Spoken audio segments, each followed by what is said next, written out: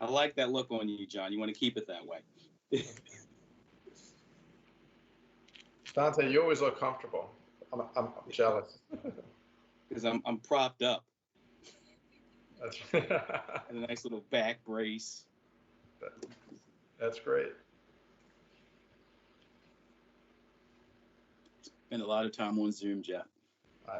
I hear you. I know I have mine right here too. My little, that was my birthday gift. Whoever thought like a phone call would be a reprieve, right? I actually enjoy talking on the phone now a little more than Zooms. I agree with you.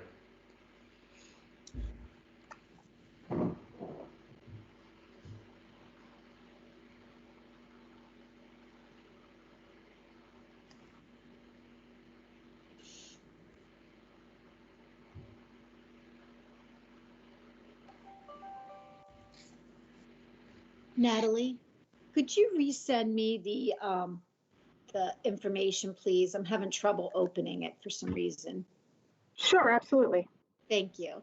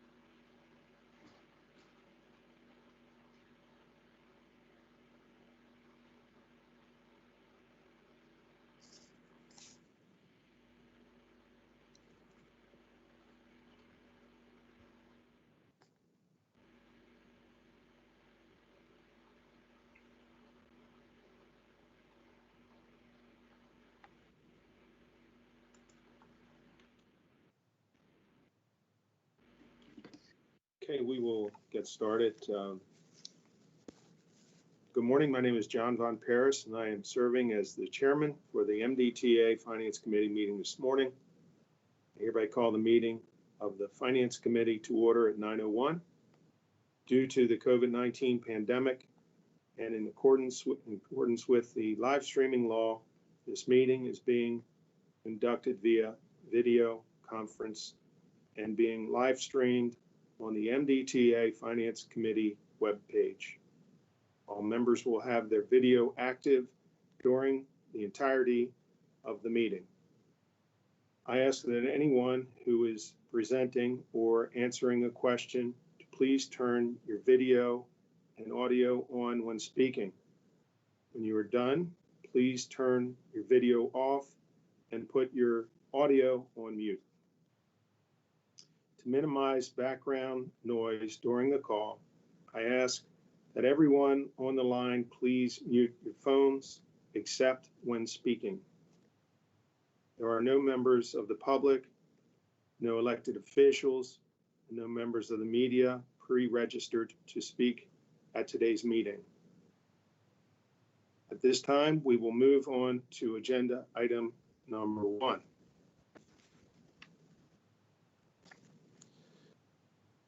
And that is, do we have a motion to approve the open meeting minutes from November 10th, 2020? So moved. Member Carroll. Second. Motion by member Carroll. Second, member Rosen. Second by member Rosen. All those in favor? Aye. Aye. Okay, it's unanimous. Thank you. The minutes are approved. We will move on to item number 2, the fiscal year 2021 through 2026 financial forecast, approval of the 6 year financial forecast. And Deb Sharpless will present this. Good morning, members. This is a Morning. follow-up item from the November board meeting. When presenting the forecast at the time, I had indicated that we may bring this forecast back to address concerns with the unencumbered cash balance. We had moved to a new financial model that enhanced the model from previous, but we recognized that there were further improvements that were needed when it comes to accounting for our cash balances. So the changes in the forecast, we still remain above all of our financial goals and legal standards. When talking about this, let me refer you to the table that's on page 2. There were a few other changes besides unencumbered cash. They're all they're largely all interrelated. Net operating revenue, these changes that you see, $1 million of it is related to a reimbursement from BWI. We realized that the reimbursement for police services is $1 million higher, so we reflected that. Also, the debt service reserves, the assumption is that in 2022, they would be replaced with sureties. So when we make that assumption and the cost of those sureties are reflected in the forecast, that lowers the bond sale for one of the years because we're freeing up encumbered money and making it unencumbered. And when we do that, that resulted in a slight reduction in debt service. And then the last part of the change in net operating revenue is when these balances change slightly, it changes investment earnings. And then on the capital budget, you can see that there's no changes at all. And then in debt issuance, you see a reduction of debt issuances in 2023 by $20.4 million. That is the debt service reserve that is assumed to be a surety and therefore reduces debt issuances. And then in cash balances, you can see the largest driver is the $21.4 million, and total cash decreases because our bond sale decreased. And then at the bottom where you see encumbered balances, we correct the 2021 imbalance. We had reported last month that I believe that it was understated by $100 million, and in fact it was. So you can see the new balance is $498.3 million.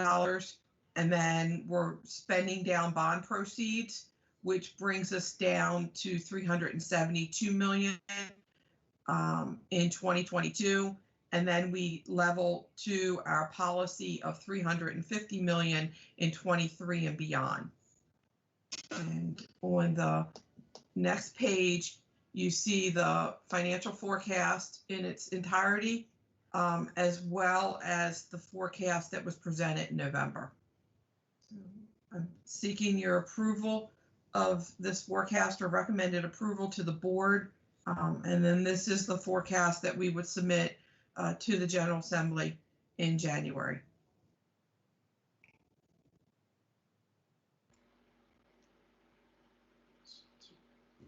Okay, thank you, Deb. Are there any questions for any of the members?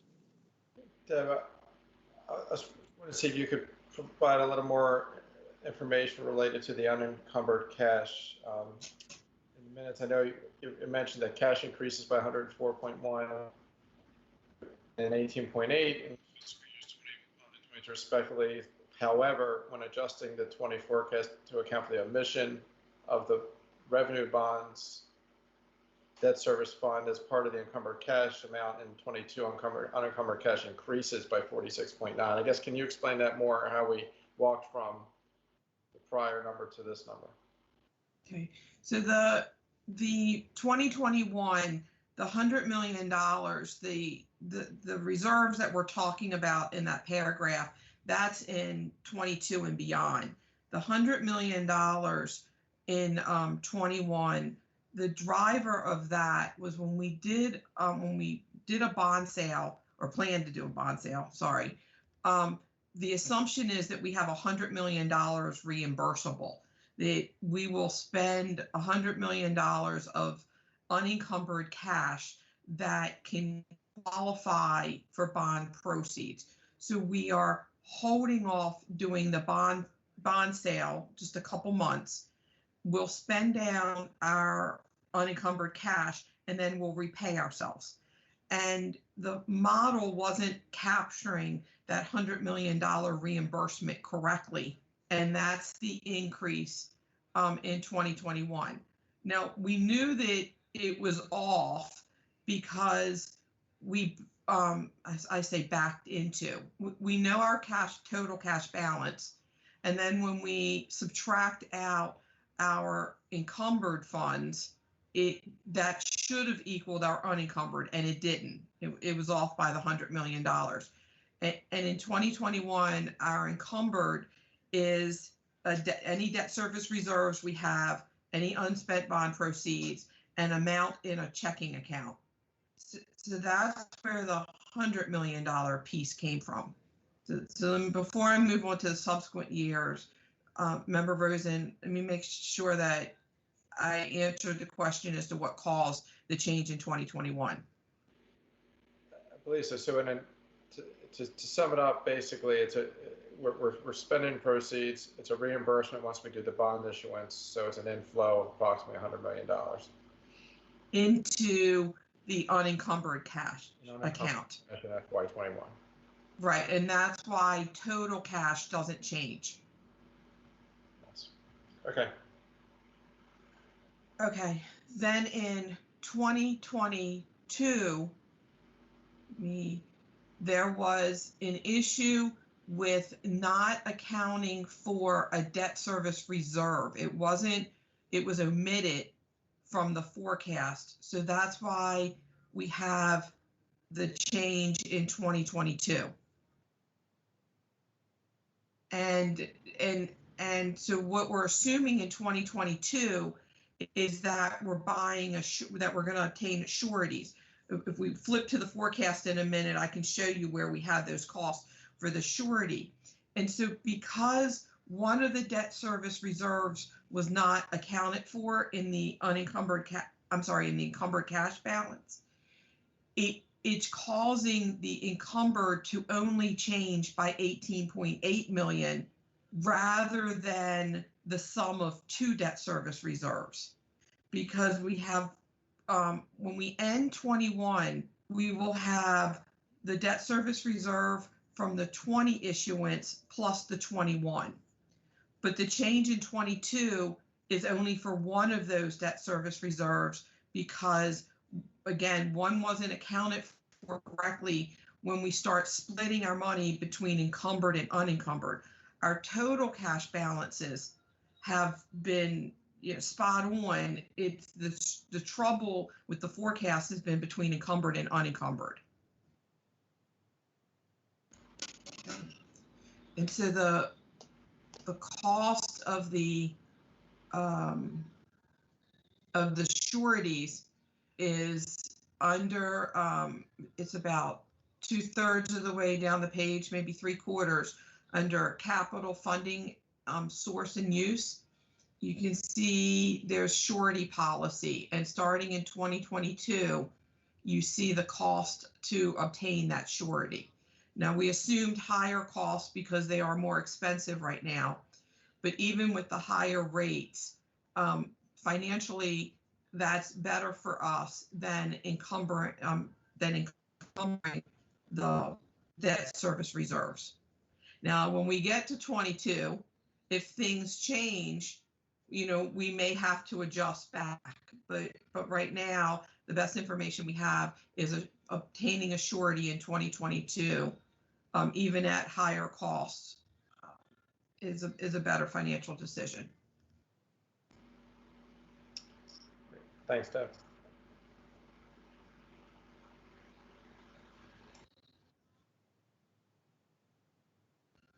Any other questions from any members?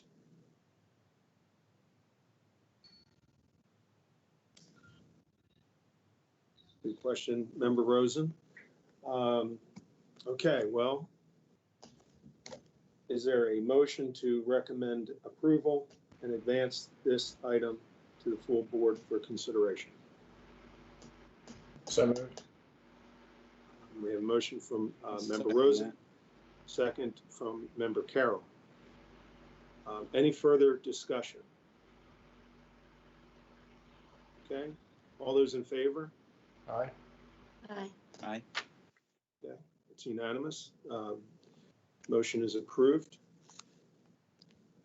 Okay, thank you, Deb. Thank you, members. We will move on to item number 3, investment policy. Alan, Carmen, and Clayton Bywood will be presenting.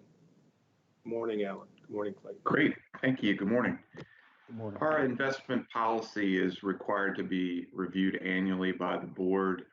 We were on schedule to come in February, but we have one proposed change that would be helpful to have implemented prior to our next bond sale, and we're targeting as early as late February for the bond sale. So with some room within the Finance Committee and board schedules, we are attempting to accelerate that annual review, and that's why it's scheduled for this month as opposed to February.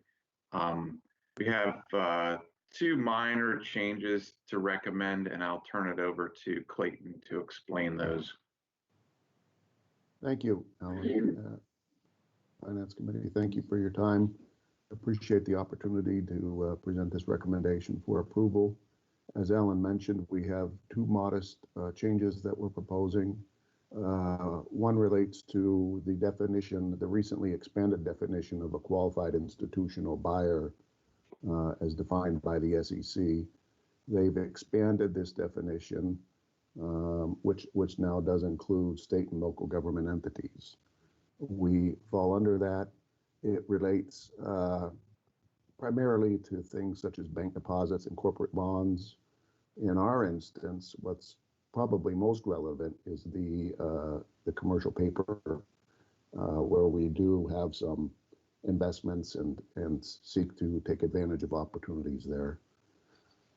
So again, the SEC has expanded the definition of qualified institutional buyer. They're on page, I think it's page 7. We've just proposed to eliminate that language altogether. Yes, at the top of page 7.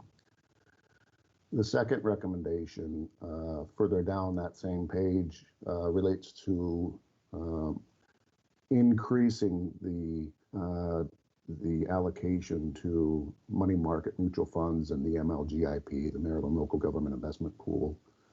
And we're requesting this just simply for more flexibility. We don't see there being any impact on the diversification standard. These are trust investments, set up trust agreements, I should say, and they are very well diversified portfolios once you look into the holdings. So the recommendation is to increase from 30% up to 50%.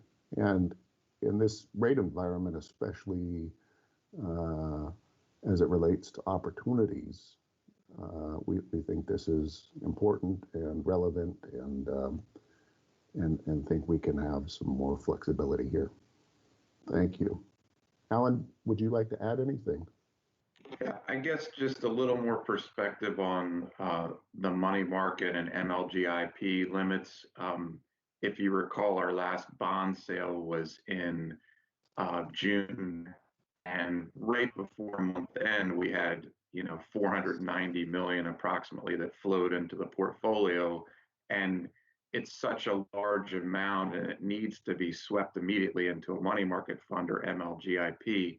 And it exceeds already at that point the 30% limit. So, in June, we were over the limit, and immediately in early July, we transferred funds into MLGIP, and then we blew through the limit there. And so, it's a little problematic. We're going to have another bond sale coming up. We're going to get, a large amount of cash, in excess of 300 million, and you start to have to sort of divide that up into a bunch of different money market funds when you'd really, for efficiency purposes, would like to put it in one. In the case of the Maryland Local Government Investment Pool, it's run essentially like a money market fund. So it has a very short, average maturity inside of 60 days. And as Clayton indicated, it's got a lot of diversification requirements, just like money market funds under SEC Rule 2A7. All the investments are held in trust, so they're bankruptcy remote.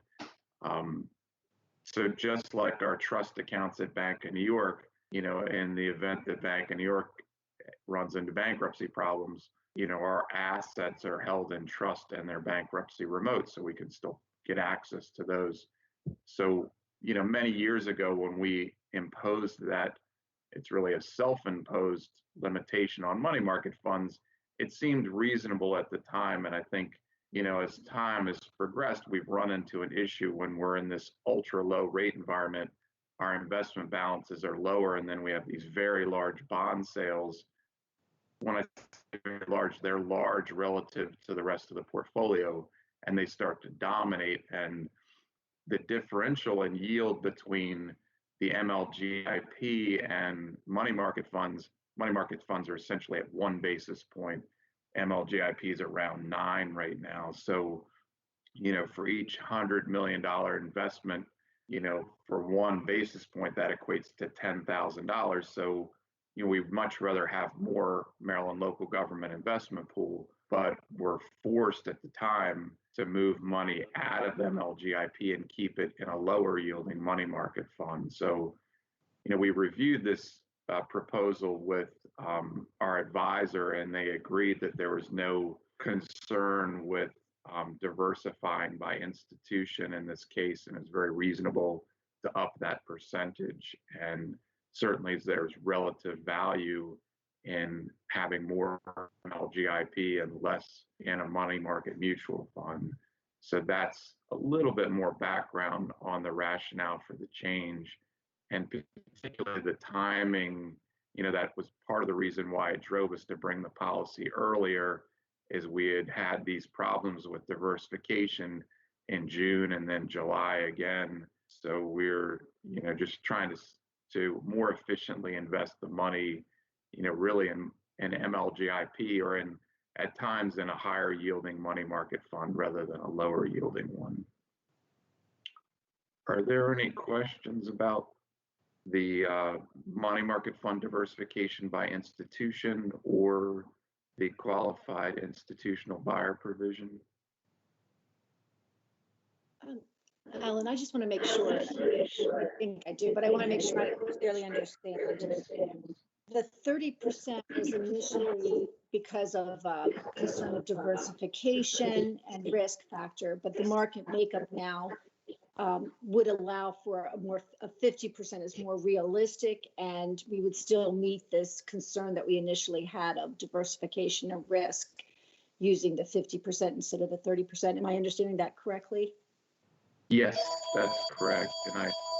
And I think, sometimes when we come up with these policy limits with, the advice of external advisors, at the time we weigh, what's a reasonable limit. Certainly when you're talking about credit risk, there's typically 5% as an industry standard. So, if you look at our limits on single issuer municipal bond holdings or corporate CP holdings, they're set at 5%. In recent years, we've upped the limit on U.S. government agency single issuer exposures because the quasi-government entities at the time, we thought the lower limits were reasonable. And then, the market changed and we had to adjust our sales a little bit. And so that's, I think, a similar issue with the money market mutual funds. In the absence of any, I guess, good reason to set, lower limits, we didn't feel like the 30% limits at the time were, constricting our ability to manage the portfolio. And, now we're in this super low rate environment, the lowest ever, it's back to where, we were back during the financial crisis with ultra low rates, and, having to limit our MLGIP exposure because of our own policy limitation just essentially costs us income in the portfolio. And, we talked about it with PFM, our municipal advisor, and they manage quite a lot of money as well. And, they saw no reason, to diversify by institution when your funds are bankruptcy remote and they're held in trust. So the MLGIP is managed by PNC Bank, but that portfolio itself has, a board of directors, and the funds are, segregated from the bank's funds, just like every mutual fund would be, and they're held in trust. So we don't see any issue with, upping that exposure to 50%, because again, the funds are bankruptcy remote and held in trust for the benefit, all the investors, within the state, the counties, and the state treasurer's office as well. Thank you. Great. So if there are no other questions, we're seeking concurrence with the recommended change and a recommendation from the Finance Committee to move to the full board for approval. Okay. Thank you, Alan and Clayton, for your contribution today. Okay, any other questions? Okay. So we will call this. Is there a motion to recommend approval and advance this item to the full board? I so move. Okay, we have a motion from Member Ardinger. Is there a second? I'll second that, Member Carroll. Second from Member Carroll. Any further discussion? Okay, I do have one comment, and that is this is pretty much an annual tweak that we do, and just our advisors are in support of this or on board with this, and this is their recommendation too. Is that accurate? Yes, that's correct. Okay. We always, on an annual basis, always bring up the investment policy to our external advisors, and we ask for their review. And it was actually PFM that, raised the issue of the change in definition within the SEC rules for qualified institutional buyers. So that was their, recommendation to drop that outdated language. And then, over the years, it's evolved very slightly. Sometimes we have no changes, but other times, laws change, our needs change. And so I think every year the policy gets a little bit better and a little bit more refined. Okay. Thank you, Alan. Okay, we have a motion and a second. All those in favor? Aye. Aye. Member Rosen? Aye. Okay. Opposed? It's unanimous. Motion carries. Thank you all very much. And Alan, you're going to be presenting on the next item, item 4, debt service coverage. Great. And again, thank you, Clayton, for joining us today. So we'll move on to item number 4. Thank you.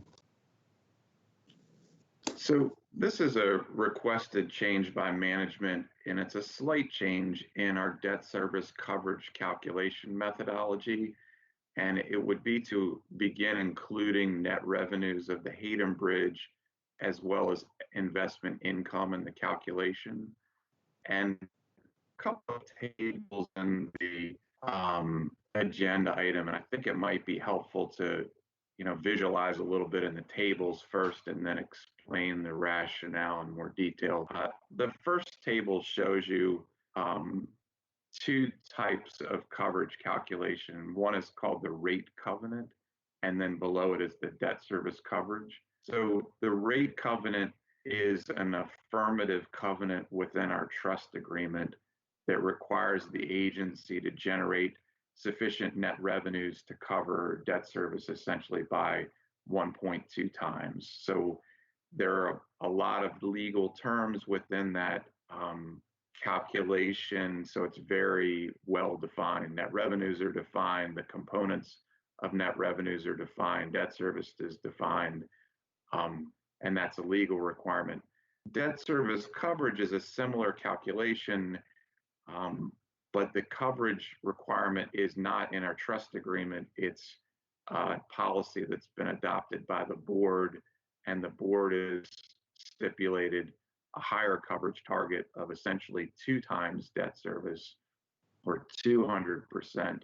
And debt service coverage is a bit different because it's not defined in terms of how you would calculate it in the debt policy, but it's, I would say, widely understood within all of finance, both in the corporate world and municipal world, as essentially all of your net revenues divided by debt service. And so therein lies the distinction between the rate covenant. Is in the numerator you have limited net revenues in the rate covenant, and the significant limit is that our toll roads and tunnels and bridges are classified as either a transportation facilities project, which virtually all of ours are other than the Hayden Bridge, or they can be classified as a general account project. So in the rate covenant calculation, only net revenues from transportation facilities projects are included, and the general account project revenues have been left off in the rate covenant calculation because they're not legally permitted. And in the past, for convenience, we've just used the same net revenues numbers for the debt service coverage calculation as well. Although, in some years when we have positive net revenues, that would help our coverage calculation. And if net revenues are negative for that facility, then it would slightly, retard the coverage calculation. And I think in a similar way, the rate covenant excludes most investment income. There are a few limited accounts where you could include it, and that included the operating account itself. For convenience, we've not included many net revenues associated with investment income in the rate covenant, even though we could have. We were just a bit conservative, and we worked through that calculation with bond counsel more than 10 years ago. And so again, we didn't use investment income in the debt service coverage calculation, although, we could have. Clearly, from an industry perspective, it is an industry standard methodology to include that. So the rationale for the change is just we're trying to get the debt service coverage calculation to be more inclusive and more in line with an industry standard methodology. And in some years that will help our coverage calculation.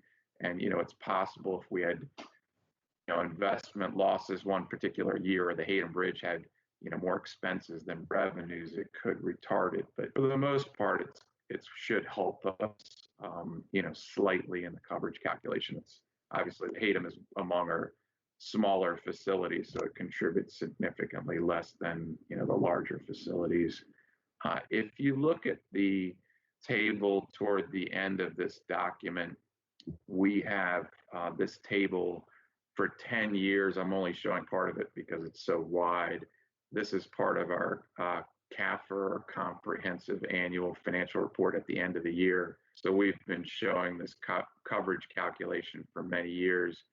And you can see in the top portion of the table, it starts with your toll revenues and all other revenues of the agency, and then subtracts off our expenses, our operating expenses, and you end up with a net revenues number. And then you divide those net revenues by your debt service. In the case of the rate covenant calculation, we're dividing those net revenues by 1.2 times our debt service. And then for the debt service coverage calculation, it's just straight division. And we have a bunch of footnotes there that explain some of the adjustments. So you can see in the upper portion of revenues, there's a revenue adjustment, and it's footnoted, and there's an explanation of what is being backed out of our total revenues. And there's also an expense adjustment and explains what's being backed out there. So I think we reviewed this change in methodology with bond counsel, and they had no objections and no concerns at all about the change in methodology. It's really up to us, and it's really a minor change. We had run some preliminary calculations, and the just adding in the Hayden Bridge net revenues, which would add about 0.1% to the coverage calculation. And then the investment income, this year is a little higher than normal because of the decline in interest rates caused a lot of price appreciation in the portfolio. But even with that, you're adding 0.3%. So it's a relatively minor change in the coverage calculation. So what we've done or modeled for the disclosure would be, we would have two different lines of net revenues, one for the rate covenant calculation and one for debt service coverage. So the table would remain relatively unchanged, except you have a couple of extra rows and some adjustments in the footnotes prospectively, but we would not be restating prior years. I think that covers, most of the rationale and what's included and excluded. It's a little bit complicated, but it's a relatively minor change, and we just feel like it's a little cleaner methodology to have, the Hayden Bridge included and investment income in that debt service coverage calculation. Couple other things to mention is that, you all are well aware that we're working with the Build America Bureau on another TIFIA loan. And so, from rating agencies and the Bureau, we get in questions about what's included and what's excluded.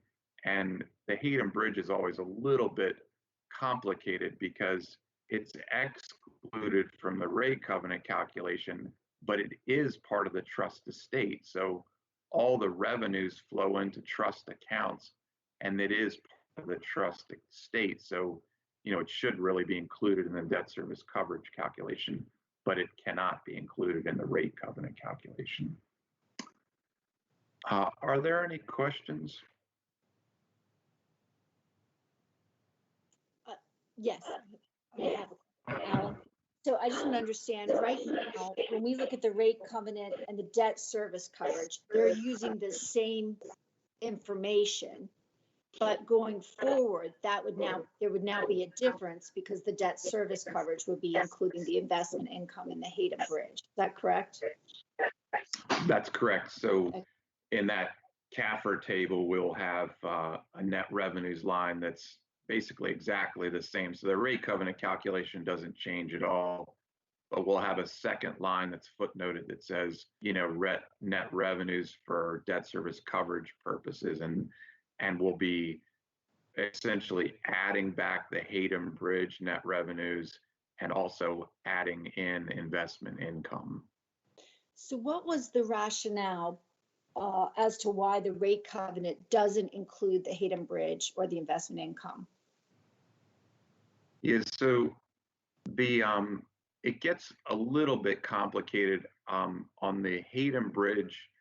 Perspective is that a general account project, back when we owned Seagirt Marine Terminal, or any other type of general account project, we have certain revenue tests within the trust agreement about, when you have a transportation facilities project, it has to essentially cover its operating costs. That's a legal requirement.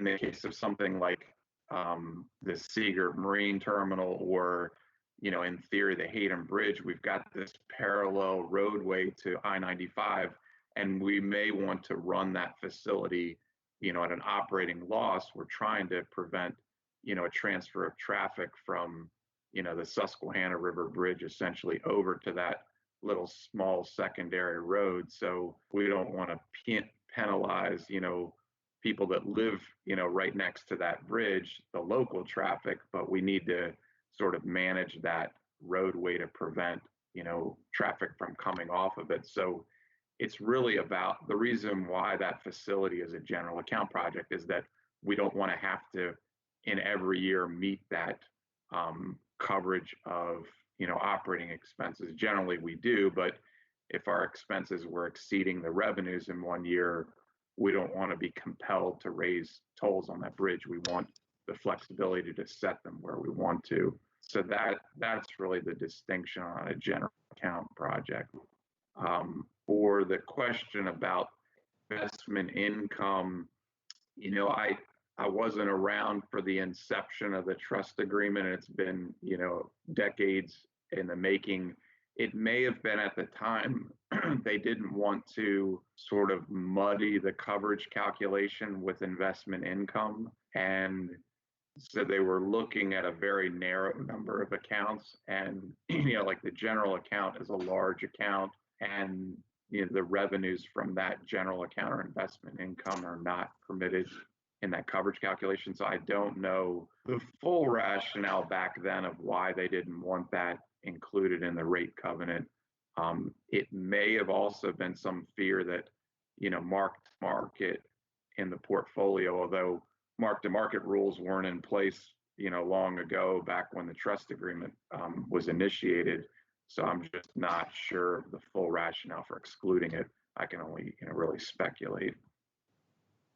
Thank you. One other point about general account projects is that we cannot use any bond proceeds for capital projects. So when the Hayden Bridge, any of its capital projects are funded out of our unencumbered cash balances.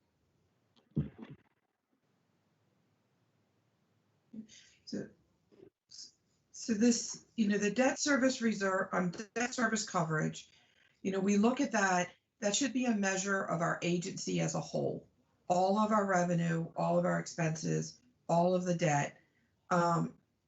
Whereas there's nuances with the trust agreement, and that's where the exclusions come in order to comply with that document. And when looking at the, in good years, people don't think twice if you're excluding something. But if there would ever be bad years where the Hayden's expenses exceed its revenue, or where investment income is negative, and you start excluding things then in the bad years, that's when it can look like you're trying to, massage numbers. And so it is true. It's a very minor uptick for us right now, but more concerning is what happens in the future. And if they're negative, it could look poorly upon us excluding certain expenses or certain revenues.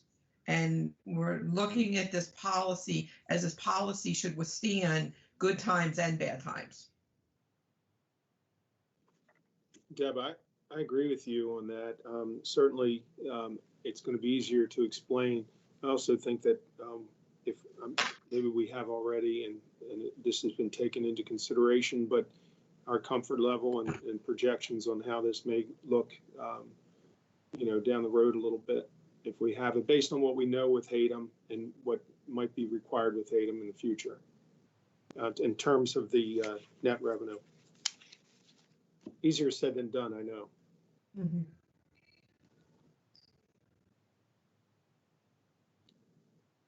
Are there any other questions from any members? Okay.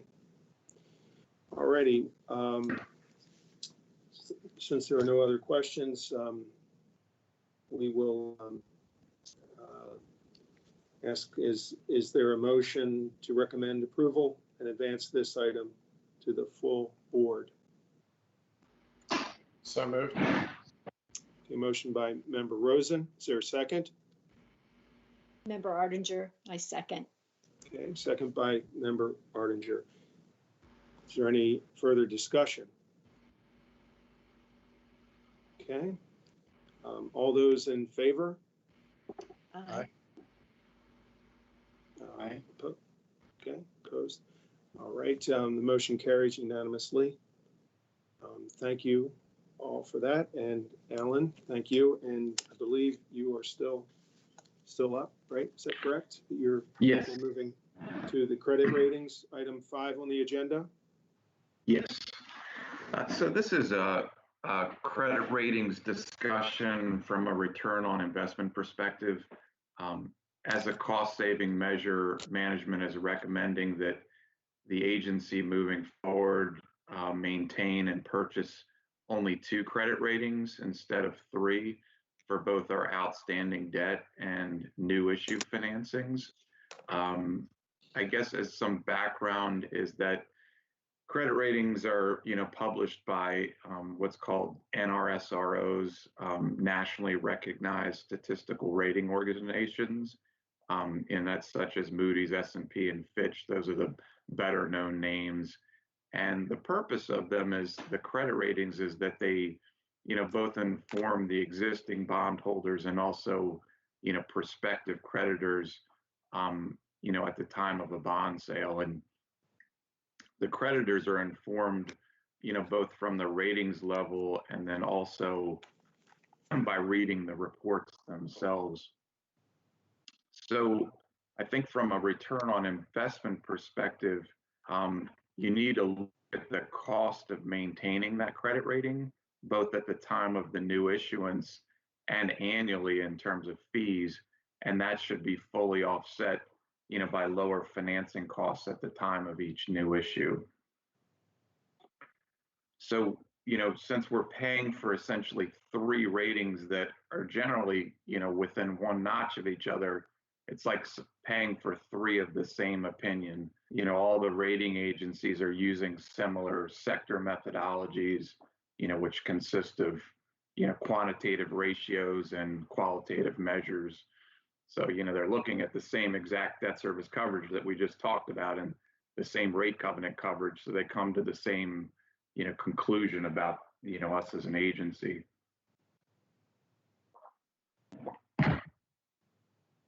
So our debt policy requires 2 credit ratings, and for many years we've maintained 3. And so we've talked to our advisor and also our underwriters and asked them if we're getting any value from having a 3rd credit rating. So, for perspective, we paid more than $100,000 for each rating for our last financing, and our annual surveillance fees are, around 10 to 20,000 for each agency. So in theory, if you've got, another credit rating, you should get some measurable improvement in, the costs of financing or the yields that you're financing at. And the consensus of opinion is that, particularly from the underwriter and our advisors, is that you're getting no benefit from having that additional 3rd rating. So your financing costs would be not any higher. You're just, paying, sort of wasting an extra $100,000 each time you come to market, plus the annual surveillance fees. So, I think if you look into investment policies, whether they're, for money market mutual funds or mutual funds in general, or, high net worth individuals or institutions, they'll typically require, certain minimum ratings. Sometimes you might even have a policy that includes 2 ratings, but I've not seen investment policies that would require a 3rd rating. So you're not sort of limiting the market for your own bonds by having only 2 credit ratings. When I was talking to our lead underwriter, they indicated that about half the new issues that they were seeing coming to the market recently were coming with 2 ratings, not 3. And it's interesting, I thought a lot about why did we end up with 3 credit ratings, and why do a lot of, issuers within the market still have 3 credit ratings? And I'll give you my own opinion on that, and that's that, early in my career in the 90s, there were really just 2 big dominant agencies, and that was, S&P and Moody's.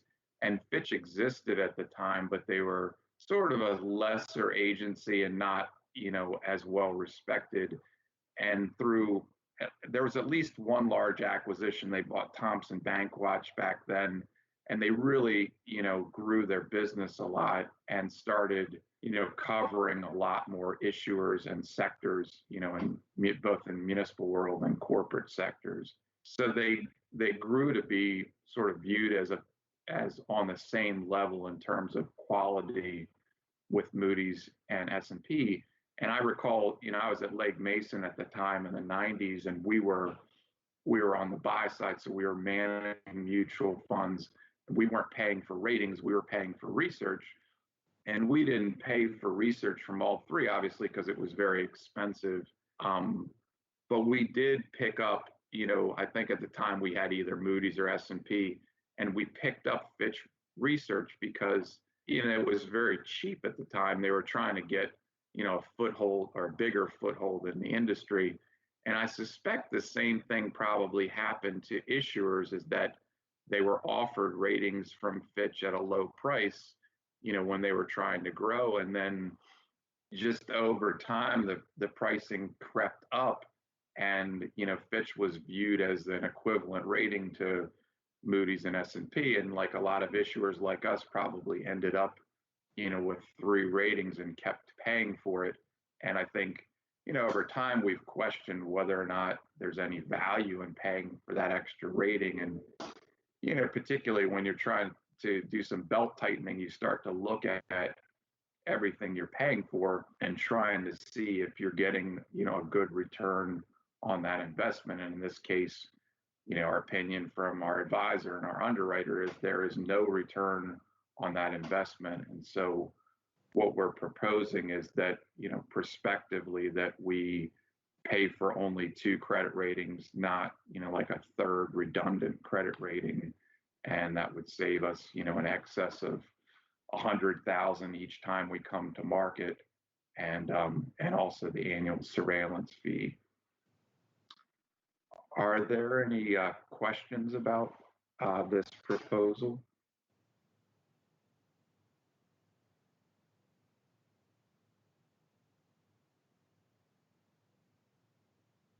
Okay. All right, thank you, Alan. Member Carroll, did you have a question, Member Carroll? Okay. All right, well, thank you. It's, you have a way of taking something that is complex and making it easier to understand. So thank you for that. Thank you. Okay, well, if there are no questions, is there a motion to recommend approval and advance this item to the full board? So moved. So moved. Okay, we have a motion by Member Rosen and a second by Member Carroll to advance to the full board. Any further discussion? All those in favor? Aye. Aye. Opposed? Motion carries. Thank you very much, Alan. Thank you. Thank you. We will move on to the next item on the agenda. This is an update. It's item 6, notice of toll due processing, an update on the MDTA's effort to address the backlog. And we welcome Will Pines. Hi, Will. Hi. Well, good morning, Chairman Von Paris and members of the Finance Committee. For the record, my name is Will Pines. I'm Chief Engineer for MDTA, and wanted to give you an update on a very challenging and dynamic issue that we've been working through on the MDTA team. It's been a multi-divisional effort with pretty much every office in the agency working together really hard in a quick time frame to try to get us out of the unique position that we're in as a result of the pandemic. So I'm going to jump straight in your work packages to the slide 2 and talk about some of the how we got to where we are. So in March 17th of 2020, in response to the COVID pandemic, notices of toll due and corresponding citations were temporarily paused. And again, that was really an issue where, customers are not able to pay their leases and their rents and all the other issues that we've heard in the news. And so likewise, as a benefit to our customers, it was appropriate to put that pause on sending out those NOTDs. However, that has essentially resulted in a 7-month period of NOTDs growing in a backlog that have not been processed. And so in September of this year, we sent out a notice to the public that as we had transitioned into the phase 3 of the pandemic response, that we were going to resume the issuances of those NOTDs. And so those resumed on October 23rd, and the mailings have been ongoing since then. Just to be clear also that NOTDs, the first step in the process is, our tolling vendor will send out those NOTDs. And then once there's a period of essentially 45 days for those to be paid, and if not paid, that begins the citation process, at which point we can do an image review to validate that the NOTD is appropriate, and then issue the citation according to the law. And so between October 23rd and November 30th, we have mailed 2,397,000 NOTDs to date, and anticipate that approximately 30 to 50% of those NOTDs that have been mailed may go to citations. And so that essentially creates a very large monthly backlog of NOTDs for us to catch up on. And it's something that as an agency, it's the first time we've ever been in this kind of position where there's so many to process all at one time.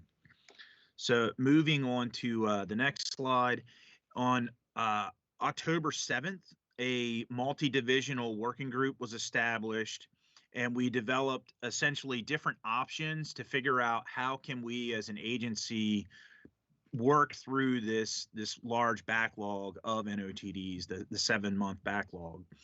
Again, that involved everybody from IT, HR, procurement, finance. I mean, you name it.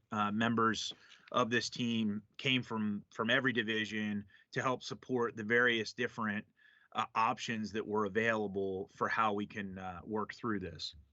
We conducted weekly meetings to develop strategies to work through those options and to put plans in place to get through targeted action items with specific due dates to essentially get us ready for the go live once images would actually be in place to commence those citations.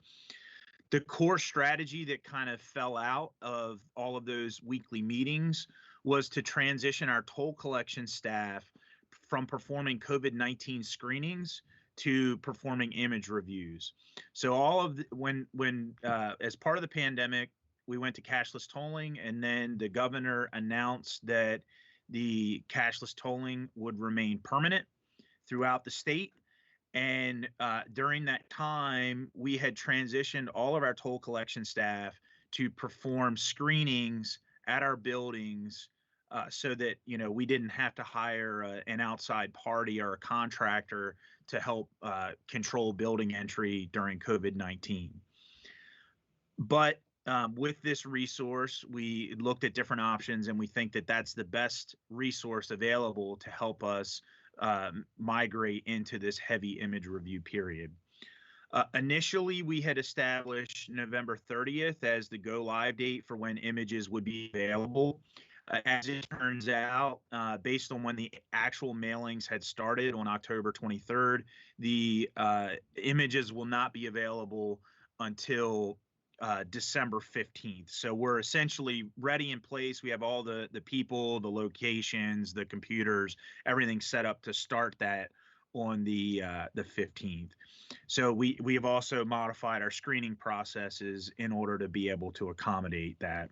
And again, the reason for that is there was some recent changes not so long ago in how images are processed, and we went to a 45-day waiting period before mailing can commence. Essentially, it's a 30-day notice and then followed by a 15-day grace period for people to be able to mail their payments into us.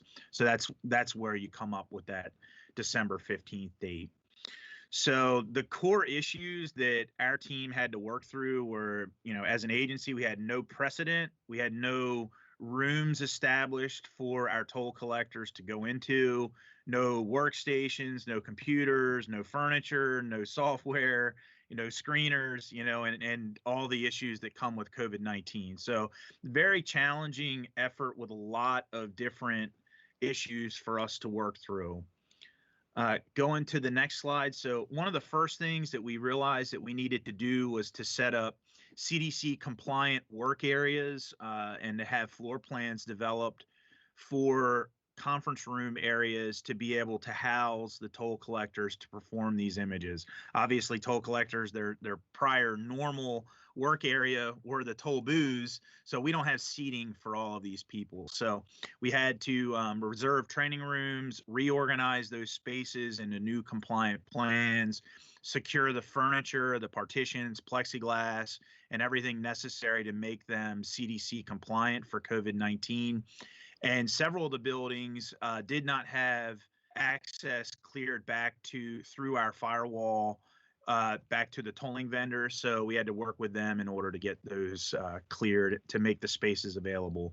And so you can see in the graphic that the FMT maintenance conference room was one example, and the JFK conference room up north was another example. Ultimately, we've done conversions in the Point Breeze Training Center at the second floor of the headquarters building, the 2340 building, that FMT maintenance complex, JFK conference room, a area within the Bay Bridge, and also another conference room area within the Nice Bridge, in order to be able to bring to bear the toll collection resources and staff to be able to dedicate them to this image review effort.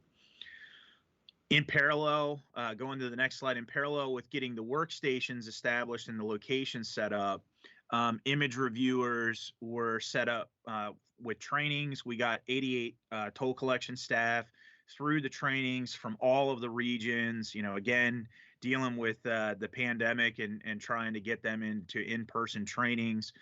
One of the unique challenges with this software is remote access is a little bit challenging. The way that you have to VPN in, you actually have to have a separate computer that's housed on network that can clear the firewall. Obviously, this needs to be a very secure system. So with that, we would have needed an enormous number of computers, essentially one per user that's housed on site to be able to create remote access. So ultimately, we concluded that the fastest and most appropriate way to get us available was for this work to be performed on site. And so one of the early steps, none of the toll collectors had access to the software. We had to create all the accounts and logins. Along with the certification process, they actually need a signature on file, since the image reviewers actually, as part of the court process, can be called and they have to have them certified correctly. So those signature forms were all cleared through our tolling vendor. And we again marched all of the toll collectors through that training. Next slide, as a major part of this effort, we had to figure out a plan for an alternate for how we would manage the screenings, because again, we had the toll collectors doing that work initially. So we coordinated with other TBUs to look at how they've been handling screenings.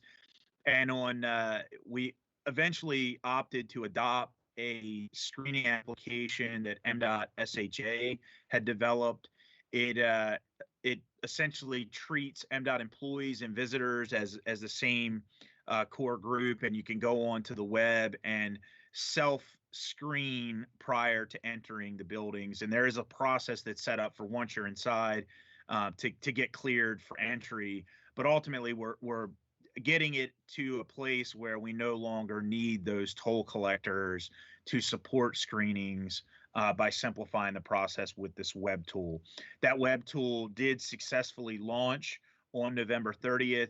We're currently continuing to use the toll collectors as screenings to help transition through the process to make sure that people who are entering the building are fully aware of the screening application, and to help, in addition to the notices that went out via email and the intranet, that the web application information is clear to everybody. So that is actually live right now for building entry protocol. And then the last step, just kind of talking about the next steps for this team. We are continuing to meet.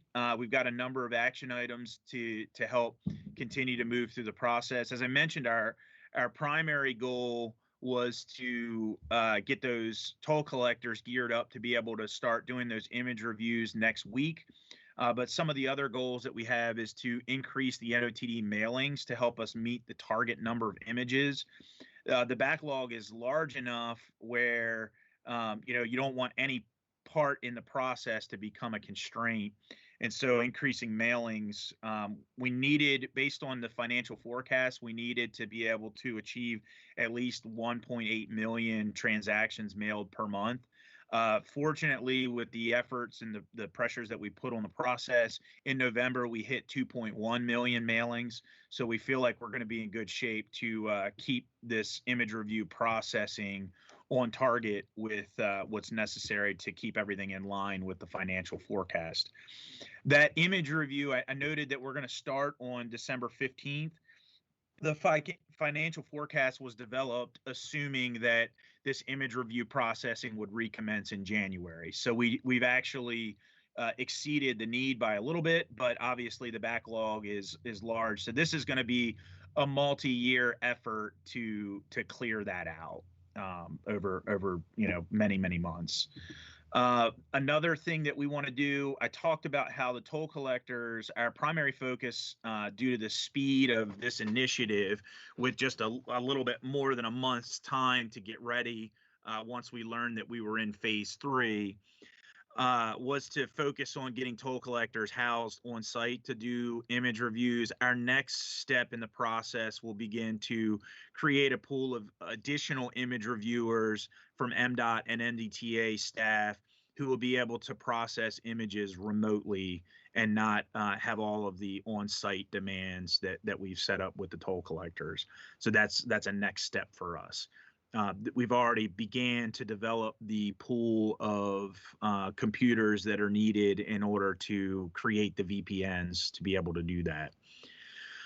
And again, that's part of the option, is to be able to create virtual options for the image reviews, both as a contingency plan in the event that we would have some kind of COVID issue within one of these dedicated areas that we have set up, and also to be able to expand the pool of employees that we can have assisting with performing image reviews.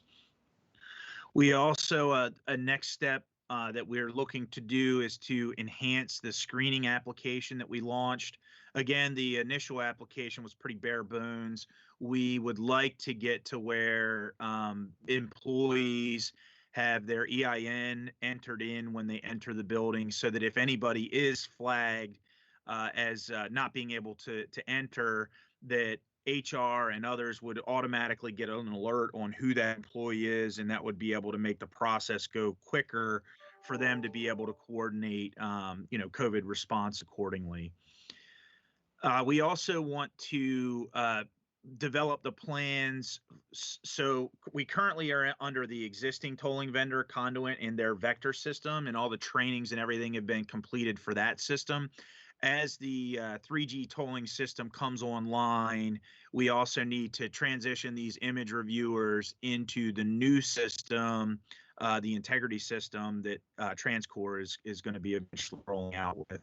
And so we need to have a training program in place for that transition. And finally, obviously, one of the most effective ways to make this NOTD issue as small as possible is first and foremost, if all of our customers sign up for EasyPass, then NOTDs and the citation process goes away, and it's a much cleaner process for our customers, and we really hope and ask the board and everybody to always continue to advocate for EasyPass, because it really will improve customer service, but also it will reduce the load of NOTDs on us as an agency, and also help to reduce any concerns about payment issues there. So again, we just wanted to, this has been a major effort for us over about a month and a half period, trying to get us in place to be able to process this unique challenge that kind of came out of COVID-19, and wanted to make the board aware of what we've been working through. So with that, I'm happy to answer any questions on this update.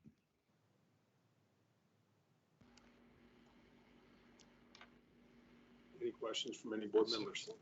Yeah, well, just a question more about the process. We're just reviewing the images for the NOTDs that have not been paid. Is that correct? That's correct. Yeah, there is an image review process on the front end that our tolling vendor does prior to the mailing, but our specific internal requirement that is not outsourced through an agency, MDTA's responsibility is to do the image reviews specifically for those who do not pay. Okay. I presume we've looked at that process to try to make it as efficient as possible, or think about if some of those NTDs, if we wait a little longer, maybe they get paid so that we don't have to review additional images. Most of the image review process is baked into COMAR and the Code of Regulations. We really have very little opportunity to deviate, because it's all statutory in nature and how we do the process. Thank you. Well, with the adjustments and accommodations that you've just walked us through, for lack of a better term, with these new processes in place, how long do you anticipate it taking before we're caught up? Maybe. So that 7-month period resulted in about an approximately a 20 million transaction backlog. So based on that rate, we're anticipating that it won't be until 2022 before we have the backlog cleared, because we have a lot of new images coming in, and we have the backlog that's been created. So even with the new folks, the 88 folks that are onboarded, that's our projected time frame. Thank you. Well, I also had two questions. Of the 20 million of the backlog, have we collected any of that since the issuance in October of 2020? So in terms of the collection, we really don't have information yet, because the folks can pay right up until the last day of the 30 days. And we really will not know that question until basically the 15th, once we sort of have the alert of who specifically didn't pay. So the way the process works, the images aren't even sent over to us until that point. So we don't have that information yet. Based on discussions with our EasyPass team and finance, we could probably give an update likely in January to give you a sense for, I mentioned that the range of typically non-payment is between 30 and 50% on NOTDs. We could probably get you an update in the January timeframe to be able to know where we came in at and what kind of revenue came in. Thank you. Also, looking to the future, first of all, thank you to your team, and put a lot of hard work went into this and getting everything put together. But looking to the future and the training and the setup that we've done, once we get past this particular issue, can the same resources be utilized for the software implementation? Is there some of these training that can be refocused in any way?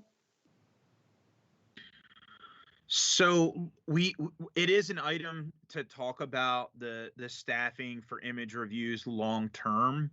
We kind of are the phase one implementation for us was to really, we had about a month and a week to gear up from when we came out of phase three to get everybody in place to make sure that the minute image reviews were available, we were starting to work on the backlog. We have it as an item on the team to kind of look at the future staffing and how the folks that we have trained, whether they're going to stay to continue to perform image reviews or not. Currently, there is a job posting for 25 full-time image reviewers that that was put out to toll collection staff only. So I mentioned we have 88. We've put out 25 positions. There will long-term, the specific number of how many of those get permanently dedicated to Easy Pass operations is still a decision that needs to be made. But some of that's going to be, as we're migrating into a new tolling system. We are coming out of a pandemic. We just switched to all electronic tolling. It's a little bit of a triple whammy, if you will. We really need things to settle down a little bit and to see what kind of transition to Easy Pass we get, how many folks pay when they get these NOTDs and understand the citation process. So I hate to say that we're not there yet, but we do need some of the major things that have been happening over the last several months need to settle down a little bit so that when we see answers to your questions, like how much revenue are we getting, when we have those numbers, that will allow us to make more informed decisions about where these staff will go. Thank you.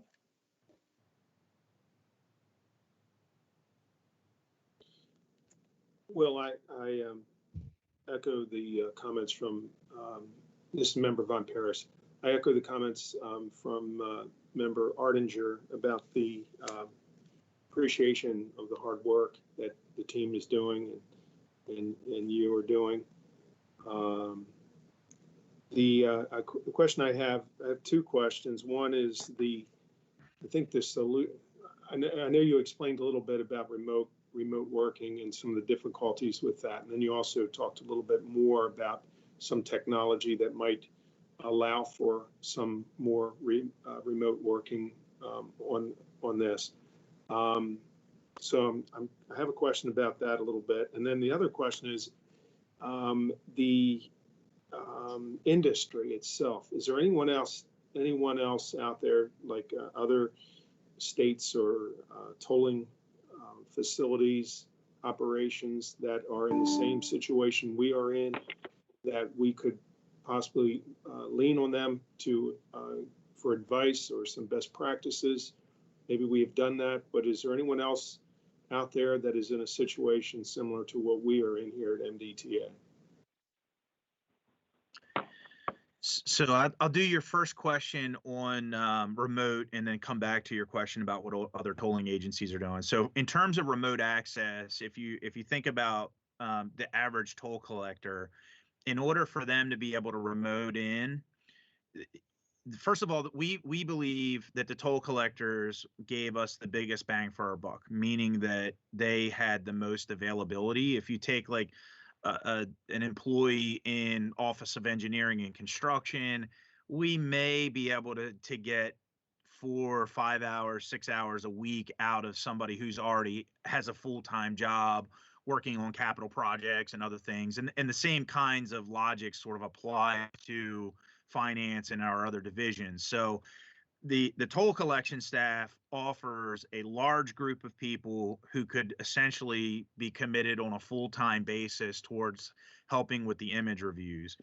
However, in order to access the system, many of them, it's feasible to do it with your own personal devices, but it's much more complicated to ensure that people who are working remote have the software on their personal computer at home to then be able to remote into a PC on site in order to be able to access the vector system. So we anticipated that a large number of those toll collectors would need a state issued device for home and another device on site that would allow them to VPN through the firewall. So it essentially requires us to double the number of PCs, and the ones on site can be smaller micro machines, things that are relatively easy to set up. But the procurement and the costs associated with having all of the technology to be able to do remoting in was a challenge that when we looked at the timeline in order to be able to get through that procurement, especially if we were looking at laptops and other things, cost of a laptop for an effort like this can be $700 to $1,000 and up if you get something higher end, which is not needed for this effort, but it was an agency cost when we're already having operating budget challenges.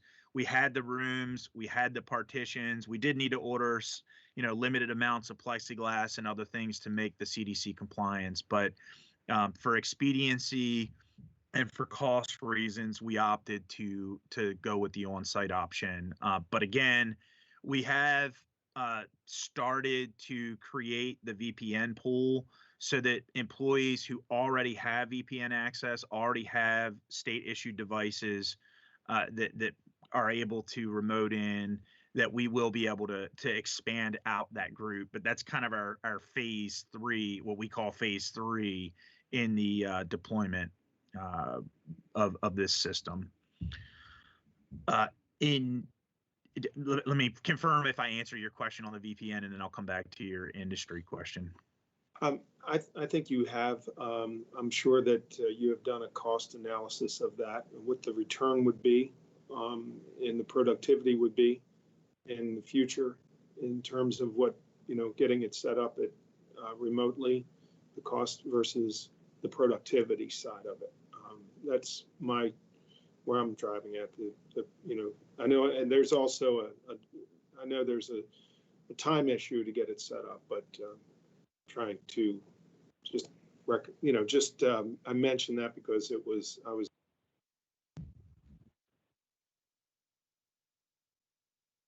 You're on mute, Sorry. Member Von Paris. I apologize. No problem. I apologize. Yep. I had it on open, then when I went to talk, I put it on mute. No, you have explained it. I was looking at the cost versus the return on productivity. That's what I was looking at. And with the backlog, once you get set up, and then if we get into a situation where we're vulnerable with another exposure of some sort with COVID, then what does that do to us versus minimizing it a little bit with remote? So I know there's a time issue involved with this, but I was looking at the return on the investment of technology and the setup versus the productivity of getting that backlog under control. Yes. And we certainly do think that long term, it is the right thing to do to get it in place to be able to do remoting. I'll say we're, in terms of the cost effectiveness, we're still evaluating that for how many remote options we want to create. The more remoting you have, the more devices we need. And ultimately, with the transition to the new tolling system on the horizon, I did not mention that the new tolling system does not require the load of the PCs on site. It's a web-based tool, and so the new tolling system will not require the same challenges that we have with the existing tolling system. So that's another factor on why we felt like it was appropriate to wait on some of the remote options. Going back to your second question about leveraging what other states have been doing, I know Deb and John and some others have been, integral in discussions with how other states have done their transitions and dealing with COVID-19. I think we have a unique challenge in that we, like I said, we sort of have a triple whammy with the conversion to all electronic tolling statewide. the new tolling system and the COVID pandemic occurring all at the same time. I'm not aware of anybody else who has that same dynamic at this point, but we certainly are talking to others in the industry about how they're managing those types of challenges. Penn Turnpike, as an example, has done a lot with all electronic tolling conversions, and John O'Neill has gotten a lot of good input on that that's been brought to bear as we migrate. So I think we have some unique challenges that we're working through, while we also are trying to learn everything we can from our industry partners. Thank you. I've always found that to be very valuable. Thank you. Thank you. Are there any other questions? If any members, certainly the financial side of this is the Finance Committee, and we're talking some numbers here on the process and so forth, but the financial side of this, and running getting some modeling in place to see how this is going to impact us based on the productivity and the effectiveness of this, the process that you're engaged in. Certainly, we want to really be aware of this as it's going. I don't know if any other members have any comments on that, but it's something that we want to be informed about. It's just something that is of concern to us. So, to Member Von Harris's point, it's both a question of on the income side. Obviously, we're concerned about write-offs as well as the cash flow, since this is going to extend out to 2022. It could be a big impact. Yeah, so just one point on that our targets as a team has been aligned to make sure our goals are framed around meeting the assumptions that are already in the financial forecast right now. So we're not expecting the financial forecast that you've been reviewing and approving. We've been doing everything that we can to position ourselves so that there's no changes to what you've already reviewed. With that in mind, our hope is that we're going to exceed that and do even better. And so far, we seem like we're on target to do that. However, like I mentioned to Member Ardinger, we will have some updates on payment information and other, related to some of the assumptions that were baked into the forecast. We will have additional information in January that we could provide. Deb, I'll be quiet now if you want to add anything to that.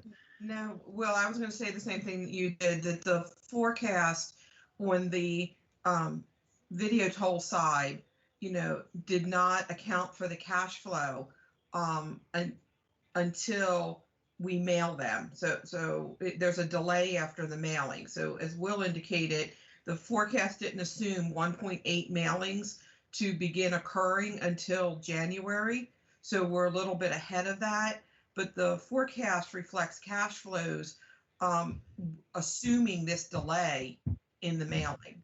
So it assumes the 1.8 million per month beginning in January.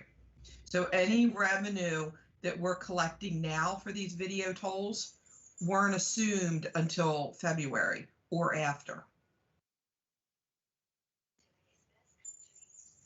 Yeah, I think also, Deb, if my memory serves correctly, we had assumed some conservative non-payment, like around 50%, whereas historically it's been closer to 30%. So we're hopeful that we'll both exceed the mailings and we'll hopefully get more return payments than the forecast had used as an assumption. And I think that when we get to it, there's an informational item involving revenue.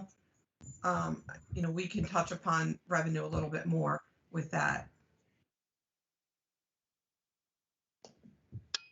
Okay, thank you. Any other questions? Okay, Will, thank you very much. And we are here to support you and help any way we can. And, you know, we hope you and everybody involved in this is successful. It's very important. Thank you for the good work that everybody's doing. Thank you. It's been a great team effort. Yeah, thanks for the update. Thank you. Okay. Next item on the agenda is item 7, contract number MA 549-000-006. And Jerry Noonan will be presenting. This is an update. Hi, Jerry. Are you here? There you are. Yeah, I'm here. This is for contract MA 549 awarded to ACS Personnel Conduit on October 15th, 2005. To date, 29 modifications have been approved on this project. The MDTA wishes to execute modification 30 to adjust line item funding to move unspent funds from no longer used items to line items needing funds moving forward to continue day-to-day operations. This modification is intended to cover costs through the end of the contract, which ends on March 6, 2021. The MDTA is in the process of completing modification 31 that will extend the current contract and add additional funding to cover costs until 3G transition occurs. This modification 30 exceeds the delegated procurement authority of the Maryland Transportation Authority and therefore will be presented to the Board of Public Works on December 16th, 2020. Is there any questions? This is a more of an alignment, correct? Realignment of line items, not increasing the total amount of the contract? That's correct.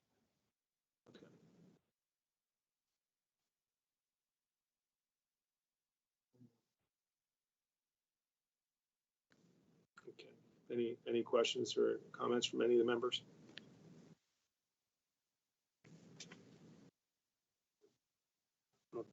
Okay. Well, that's we appreciate the update on that, Jerry.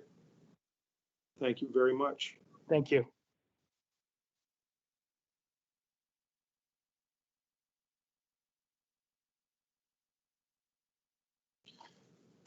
Okay. We have now reached the closed session portions of our agenda. This closed session is scheduled for the Finance Committee members and designated staff.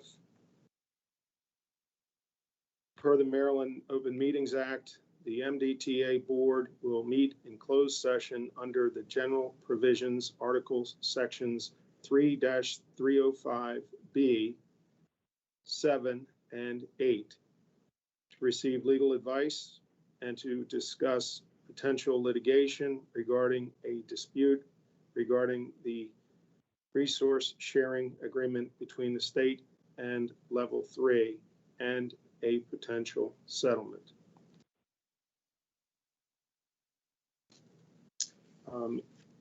Is there a motion to move to go into closed session? Member Ardinger, I so move. We have a motion from Member Ardinger. Is there a I'll second? second that, Member Carroll. A second from Member Carroll. Okay. All those in favor? Aye. Aye. Opposed? Okay, we will, it is 10:32. We will move into closed session. For the persons on the line, the Finance Committee will now be hanging up and meeting separately in closed session. As soon as we have completed the closed session, we will call back into the published open sessions meeting and complete the agenda and ratify any decisions, actions that might be taken in closed session. We appreciate your patience and ask that you please remain on the line if you desire.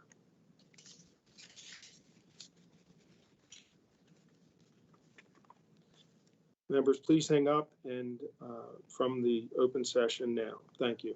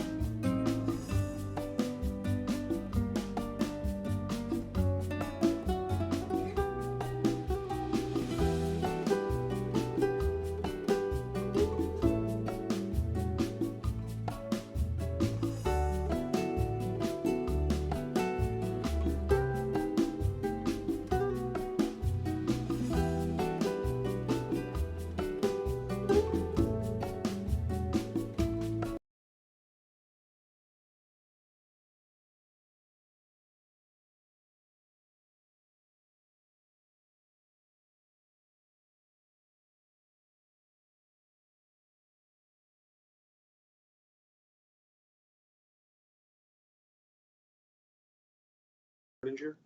Here. Okay. All members are present.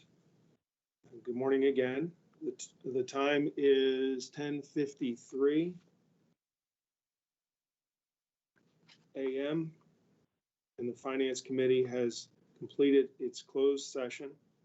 In order to ensure there's still a quorum of the Finance Committee present, I have just completed a roll call, and we do have a quorum, and all members are on the line.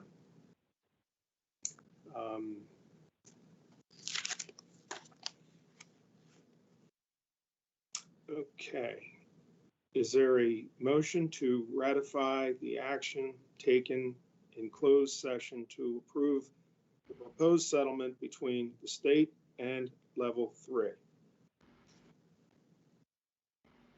Member Artinger, I so move. Okay, we have a motion by Member second that. Artinger and a second by Member Carroll. Okay, any further discussion, or we'll just say all those in favor? Aye. Aye. Opposed? Motion carries. Is there a motion to adjourn? So moved. Okay, Member Rosen, a second? Enthusiastically, Member Carroll. Okay, the second. All those in favor? Aye. Aye. Aye. Thank you all very much. The meeting is hereby adjourned. Thank you. Thank you. Have a Goodbye, fantastic Tuesday, everybody.